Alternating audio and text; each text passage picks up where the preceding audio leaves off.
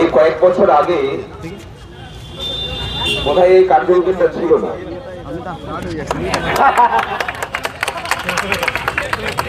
এই যে সূক্ষ্ম থেকে স্কুলের কার্যক্রমের যে আবির্ভাব ঘটেছে বিগত 11 সালের পরে, সেই কার্যক্রমের পাদদেশে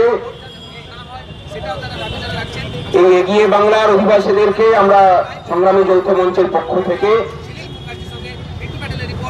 ধন্যবাদ এবং শুভেচ্ছা জ্ঞাপন করে কিছু কথা শোনাতে চাই। যে কথা বলবো সেগুলো একদমই আমাদের কোনো বক্তব্য নয়, যে কথা বলবো সেগুলো কোনো কসমেটিক বানিয়ে বলা কথা নয়, বরং তার থেকে অনেক বেশি করে আমাদের এই রাজ্যবাসীর প্রতি মুহূর্তের যে জীবনযুদ্ধ, যে জীবন যন্ত্রণা, তারই অভিজ্ঞতালব্ধ কথাবার্তায় আপনাদের সামনে তুলে ধরার চেষ্টা করব। এই একত্রিত হয়েছি এমন একটা রাজ্যে, যে রাজ্যে মানুষকে বাঁচতে গেলে কোন একটা রাজনৈতিক দলীয় রাজনৈতিক পরিচয়ে বাঁচতে হয়। আপনি যদি পশ্চিমবঙ্গের বাসিন্দা হন তাহলে আপনাকে হয় তৃণমূল হতে হবে, না হলে কংগ্রেস হতে হবে, না হলে সিপিএম হতে হবে, না হলে বিজেপি হতে হবে। আর যদি কোনো কিছুই না হন তাহলে নিশ্চয়ই ভিতরে ভিতরে আপনি মাওবাদী। এই যে পশ্চিমবঙ্গের মানুষকে একটা নির্দিষ্ট গণ্ডির মধ্যে বেঁধে ফেলার প্রচেষ্টা দশকের পর দশক ধরে এই রাজ্যের শাসন ব্যবস্থা চালিয়ে এসেছে, তারা সেখানে ক্ষমতায় যারাই থাকুক না কেন, আমাদের সংগ্রামী যৌথ মঞ্চের লড়াইটা সেই গণ্ডি থেকে সাধারণ মানুষকে বের করে নিয়ে আসার লড়াই। তাহলে হয়তো প্রশ্ন হতে পারে, তাহলে এখানে যারা দাঁড়িয়ে আছেন তারা কি কোনো রাজনীতিতে বিশ্বাস করেন না? আমরা বলছি অবশ্যই রাজনীতিতে বিশ্বাস করি, কিন্তু সেই দলীয় রাজনীতি বা ভোটের পূর্বে আমাদের আগে আসে মানুষের অধিকার, মানুষের মৌলিক অধিকার এবং তাকে সুরক্ষিত করার জন্য যে লড়াই, সেই লড়াই। সংগ্রামী যৌথ মঞ্চ পশ্চিমবঙ্গের তথাকথিত সমস্ত দলীয় রাজনীতির বাইরে দাঁড়িয়ে থাকা একটা মঞ্চ, যে মঞ্চটা গড়ে তুলেছেন এই রাজ্যের শিক্ষিত মানুষজন। উদ্দেশ্যটা কি?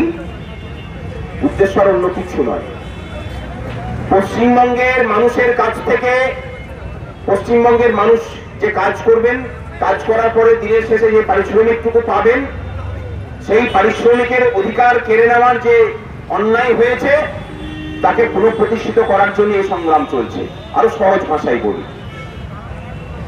এই রাজ্যের এমন কোন মানুষ নেই যিনি কোনো না কোনো ভাবে শ্রম দান করেন না। কাজ করে আমাদেরকে প্রত্যেককে খেতে হয়। তিনি পুরুষ হতে পারেন, তিনি নারী হতে পারেন, কোনো না কোনো কাজ আমরা করি। কিন্তু দেখা যাচ্ছে যে পশ্চিমবঙ্গ ভারতবর্ষের মধ্যে এমন একটা রাজ্যে পরিণত হয়েছে, যে রাজ্যে আপনি যে কাজই করুন না কেন আপনার যে পারিশ্রমিক, সেই পারিশ্রমিকটা দেশের মধ্যে সর্বনিম্ন স্থানে অবস্থান করবে। তাহলে এখানে আবার প্রতিপ্রশ্ন হয়, তাহলে কি এখানে কাজ কম করতে হয়? একদমই নয়। একজন রাজমিস্ত্রি এখানেও যা কাজ করেন, সেই রাজমিস্ত্রি আমাদের পশ্চিমবঙ্গের বাউন্ডারি পেরিয়ে গিয়ে উড়িষ্যাতে গেলে পরেও সেই একই কাজ করেন। পশ্চিমবঙ্গে তিনি কত টাকা পান? 350 থেকে 550 সর্বোচ্চ। আর যদি এই রাজ্যের সীমা পেরিয়ে ঝাড়খণ্ড, বিহার বা উড়িষ্যা বা আরেকটু দূরে যদি চলে যান তাহলে কত টাকা পান? 800 থেকে 1500 টাকা। আচ্ছা, যদি জিজ্ঞাসা করা হয় তাহলে নিশ্চয়ই পশ্চিমবঙ্গে জিনিসপত্রের দাম অনেক কম। বিগত 5 বছর ধরে তথ্যে দেখা যাচ্ছে যে all India consumer price index অনুযায়ী যে রাজ্যের মূল্যবৃদ্ধির পরিমাণ সব থেকে বেশি, সেই রাজ্যটার নাম হচ্ছে পশ্চিমবঙ্গ। কিন্তু মজার ব্যাপার কি জানেন? যে মূল্যবৃদ্ধির সাথে সাথে যে পারিশ্রমিক বৃদ্ধি হওয়া প্রয়োজন পশ্চিমবঙ্গের মানুষের, পশ্চিমবঙ্গের শ্রমিকদের, সেটা কোনোদিন হয়নি। এখন প্রশ্ন করতেই পারেন যে এই কথাগুলো তো বলার কথা ছিল তথাকথিত শ্রমিক সংগঠনগুলো। আপনারা মশাই সরকারি চাকরি করেন, তাতে স্থায়ী হন বা অস্থায়ী হন, আপনাদের এত মাথা ব্যথা কিসের? আমরা লক্ষ্য করে দেখেছি যে পশ্চিমবঙ্গের ভেতরে যখনই কোনো শ্রমিক সংগঠন আসেন তখন তার চরিত্র বদল হয়ে যায়। পশ্চিমবঙ্গের মানুষের শ্রমের মূল্য নিয়ে তাদের কোনো মাথা ব্যথা থাকে না। এবং এর গোড়ার কারণটা যদি দেখেন তাহলে দেখতে পাবেন যে পশ্চিমবঙ্গে সংগঠিত অসংগঠিত সমস্ত ক্ষেত্রের শ্রমিকদের বেতন এই দেশের মধ্যে সব থেকে কম। সেই কম পাওয়ার তালিকায় কারা আছেন? যারা সরকারি কোষাগার থেকে স্থায়ীভাবে চাকরি করেন এবং মাসের শেষে বেতন পান, তারা যেমন এই গোটা দেশের মধ্যে সব থেকে কম বেতনের অধিকারী, ঠিক একই রকম ভাবে বিভিন্ন সরকারি ডিপার্টমেন্টে যারা অস্থায়ীভাবে চুক্তিবদ্ধ আছেন, তারাও এখানে সব থেকে কম বেতনে চাকরি করেন। এই কম বেতনে চাকরি করার নমুনাটা কেমন? ধরুন একজন ডাক্তার, আপনি আপনার সন্তানকে অনেক কষ্ট সৃষ্টে ডাক্তারি পাশ করালেন। পশ্চিমবঙ্গ সরকারের আপনার ছেলের জন্য কর্মশ্রী প্রকল্প ঠিক করে রেখেছে। সেই প্রকল্পটা কেমন? সেই প্রকল্পের বাস্তব রূপায়ণ এখন চারিদিকে শুরু হয়েছে। যাদবপুর ইউনিভার্সিটি, কলকাতা কর্পোরেশন আপনার ডাক্তারি পাশ করা ছেলেটার জন্য মাসিক 10,000 টাকা বেতন ঠিক করে রেখেছে। এবার আপনি ভাবুন যে আপনার রক্ত জল করা পরিশ্রমের ফলশ্রুতিতে আপনি আপনার সন্তানকে তার মেধার পরিচয় দিয়ে যিনি ডাক্তার হলেন, তার জন্য পশ্চিমবঙ্গের সরকার, কল্যাণকামী সরকার, এগিয়ে বাংলার সরকার যদি 10,000 টাকা পারিশ্রমিক ঠিক করে থাকেন, তাহলে অন্য সাধারণ কর্মপ্রার্থীদের জন্য তাহলে কোন মূল্যমানের দিকে নিয়ে যাচ্ছে? আমরা কি এই পশ্চিমবঙ্গ চাইছি? আমাদের লড়াইটা মূলত সেই জায়গাতেই। দুঃখের বিষয় যে বিগত 12 বছর ধরে এই অন্যায়টা চলে গেলেও কোন রাজনৈতিক দল, কোন সংগঠন চোখে চোখে রেখে এই মমতা ব্যানার্জি সরকারের কাছে জবাব জানতে চাইনি যে কেন পশ্চিমবঙ্গের সমগ্র জনগণকে আজকে পরিযায়ী শ্রমিক হয়ে অন্য রাজ্যে যেতে হবে, কেন পশ্চিমবঙ্গের মানুষকে, আমাদের এখানে তো চাষ করার জমির সংখ্যা অনেক বেশি, ঝাড়খণ্ডে সেটা অনেক কম, যদি আরো একটু দূরে চলে যান মধ্যপ্রদেশে সেটা আরো অনেক কম। মধ্যপ্রদেশেও চাষ করার শ্রমিক হিসেবে যাচ্ছেন কারা? না, পশ্চিমবঙ্গ থেকে কৃষি শ্রমিকরা।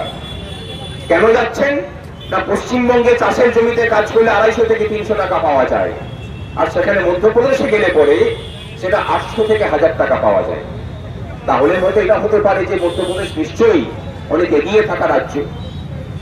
আপনাদেরকে জানাই, একটু গুগল করে দেখে নিন, অর্থনীতির কোন সীমাতেই মধ্যপ্রদেশ আমাদের থেকে এগিয়ে থাকা রাজ্য নয়। তাহলে এগিয়ে কিসে আছে? হ্যাঁ, যেটাতে এগিয়ে আছে সেটাতে সরকারি প্রশাসন চালানোর সততাতে। আর আমরা কোথায় এগিয়ে আছি? না, সরকারি প্রশাসন চালাতে গিয়ে কাটমানির যে শিল্প, কাটমানির যে ধারাবাহিকতা, সেই ধারাবাহিকতাতে দেশের মধ্যে 1 নম্বর হয়ে আছে পশ্চিমবঙ্গ। এবং তারই ফলশ্রুতিতে আপনার আমার বাড়ির ছেলে মেয়েটাকে এখানে কাজ না পেয়ে ধান পোতার কাজে, গাছ থেকে নারকেল পাড়ার কাজে, রাজমিস্ত্রির যোগানদারের কাজে, বাথরুম পরিষ্কার করার কাজে মধ্যপ্রদেশ, বিহার, ঝাড়খণ্ড, উড়িষ্যা, আসামে গিয়ে কাজ করতে হবে। লড়াইটা আমাদের এই জায়গাতেই যে পশ্চিমবঙ্গের সরকারি ডিপার্টমেন্টে যে 6 লক্ষ শূন্য পদ আছে, সেই শূন্য পদে স্বচ্ছতার সাথে স্থায়ী নিয়োগ করতে হবে। কারা পাবেন সেখানে? আপনারা আমার বাড়ির ছেলে মেয়েরা। কিভাবে পাবেন? আমরা বলছি সেই ছেলে মেয়েটা পরীক্ষা দেবে, তার মেধার ভিত্তিতে পাস করবে এবং সেভাবে সেইভাবে তার চাকরি পায়, যেভাবে ভারতবর্ষের কেন্দ্র সহ প্রত্যেকটা রাজ্যে চাকরির ব্যবস্থা আছে। তার জন্য তাকে যেন কোন নেতার পিছনে ঘুষের থলিটাকে নিয়ে ঘুরে বেড়াতে না হয়। এই দাবি করাটা কি খুব অন্যায়? বিগত 1টা বছর ধরে এই দাবি নিয়ে আমরা বসে আছি। একবার মাত্র হাইকোর্টের নির্দেশে মুখ্য সচিব, অর্থ সচিব এবং গৃহ সচিবের সাথে আমাদের বৈঠক হয়েছিল নবান্নে।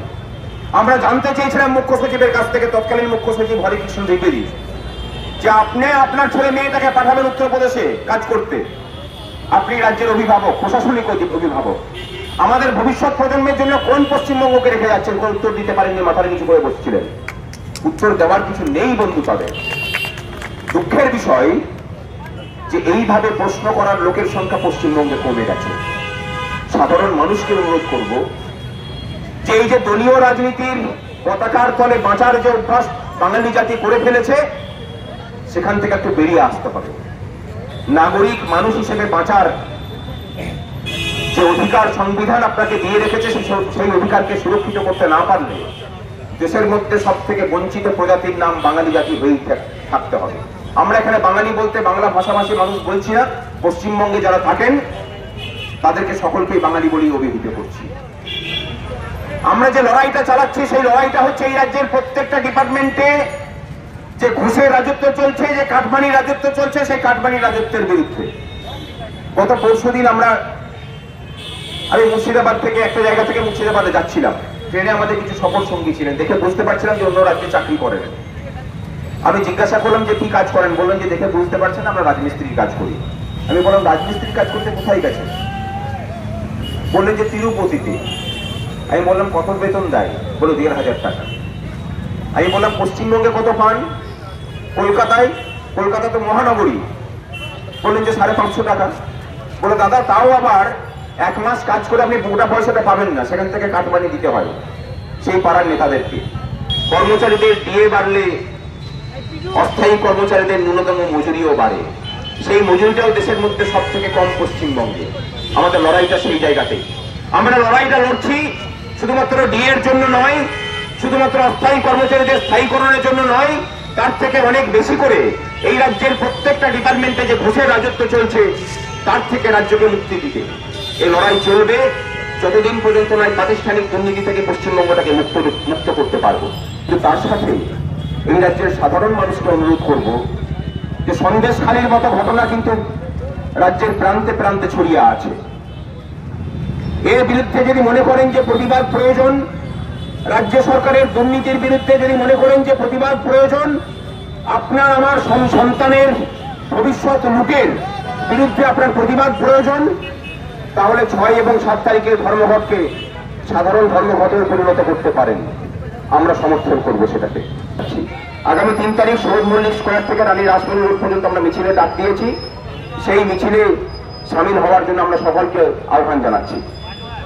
সংগ্রামী যৌথ মঞ্চ জিন্দাবাদ, কর্মচারী শিক্ষক সাধারণ মানুষের ঐক্য জিন্দাবাদ।